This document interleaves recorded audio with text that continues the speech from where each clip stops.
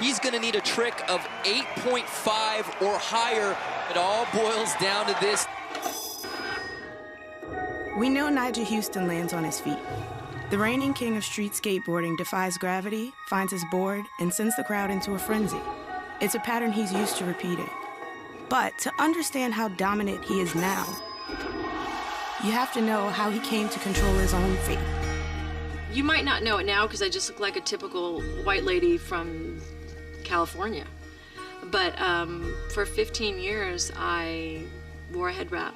I did not own a pair of pants. I was raised vegan for the first 15 years of my life. Very strict vegan because my dad was very set on that. We homeschooled our children.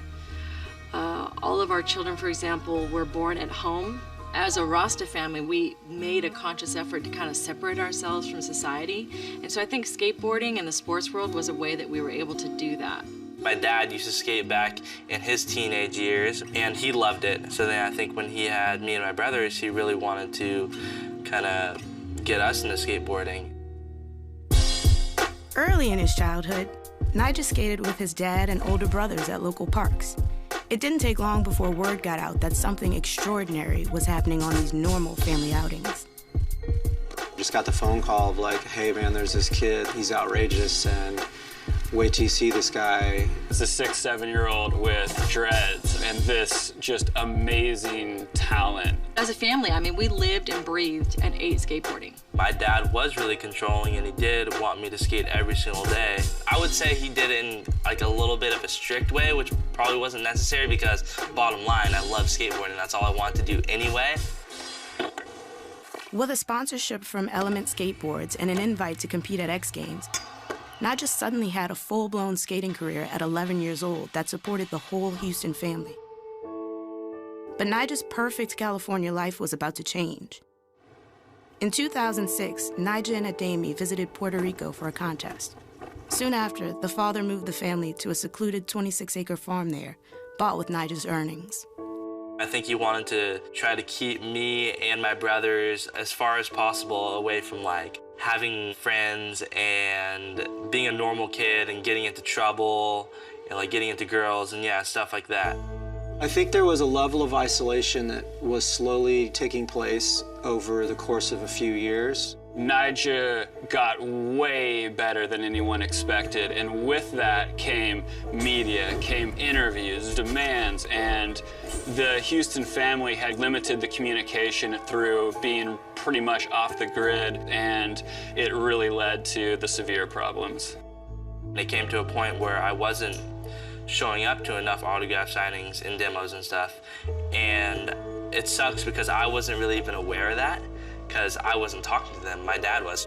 It all kind of started to go downhill from there. I did get a phone call from Ryan Kingman, who was the then team manager for Element Skateboards, and he was calling to warn me, like, hey, this can't go on like this anymore, or we have no choice but to let Nyjah go. That was a very surprising thing, and I feel like I'm always kind of meant to be on that company. It was my first sponsor ever. When that whole thing was going down, I didn't feel like it was right at all. Nyjah's contact with the skate world was limited by Ademi, and he lived in social isolation. And there were other problems for the family. According to court documents submitted in their divorce, Kelly alleged that occasionally, Ademi physically and emotionally abused her and Nyjah's 2 older brothers. Ademi was unavailable for comment for this piece, and Kelly wouldn't talk about the allegations on camera, but the combined effect of their life in Puerto Rico led her to make a big decision. Nyjah was scheduled to go to Barcelona, and of course Ademi was going to go with him. I said, you know, Ademi, we need a break from this place. While you and Nyjah go to Barcelona, I said, I'm going to take the other children over to California for a month. And he didn't like that idea. Their dad was so angry with me, and he refused to take me to the airport. So I had 4 children with me, and I had to hire a van. And Nyjah came out to the van. And I'm gonna break down when I talk about this, but that was the worst, because the way he looked at me and the way I looked at him, we both knew, like, this is it. Mom's leaving, but Mom has to leave. And that was really the very saddest moment of my entire life. I was kind of the one sibling that didn't have like a choice because my dad was my manager, so he felt like he had complete responsibility of me.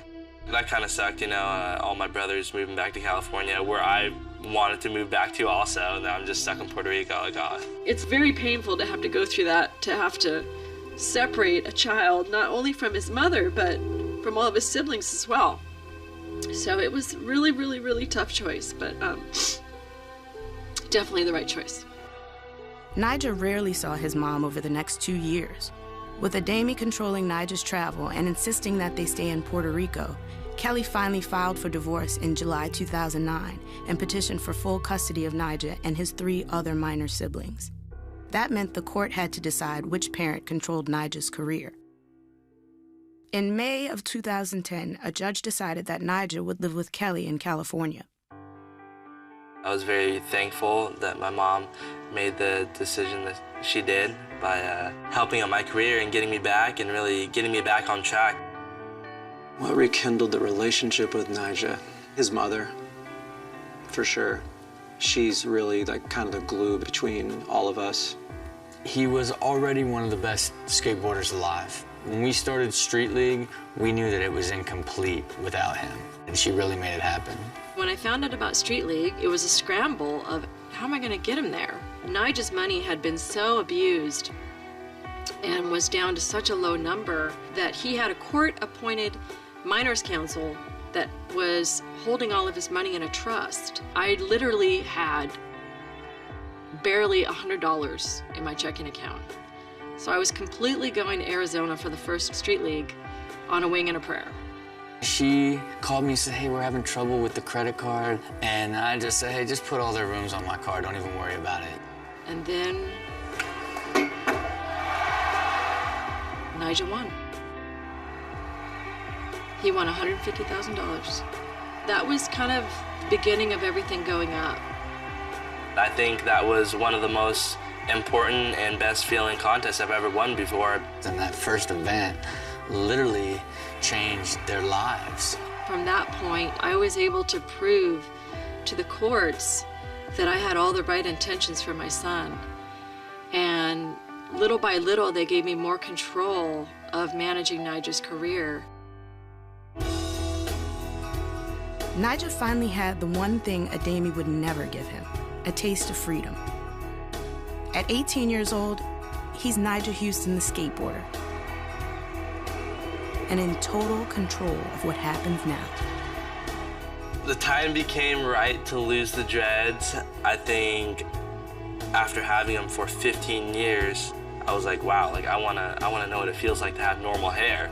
More than anything, he went from very introverted to like more outgoing and fun-loving, lucky kid who's living up every aspect of this rise to superstardom. At first, it was a huge change because for the first time in his life, like he had choices.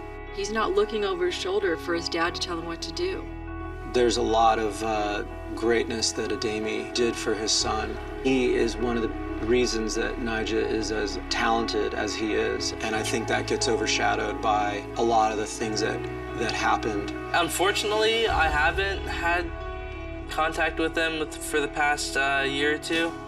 If he did happen to call me anytime soon, I completely accept him back in my life because I am thankful for the way he raised me. Even though it was really strict, it was also what got me to where I am right now.